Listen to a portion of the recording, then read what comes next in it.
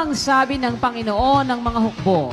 Narito, kasamaan ay mangyayari sa bansa at bansa, at malakas na bagyo ay ibabangon mula sa kahuli-hulihang bahagi ng lupa.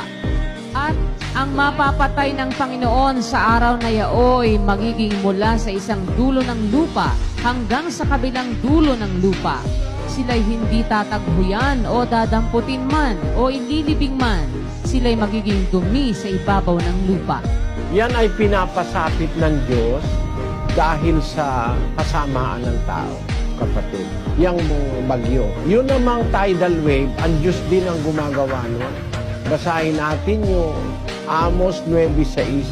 Siya na gumawa ng kanyang mga silid sa langit at kumatha ng kanyang balantok sa lupa.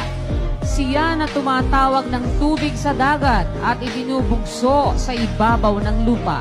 Panginoon ang kanyang pangalan. So, yung tidal wave, nanggagaling din sa kapangyarihan ng Diyos yun.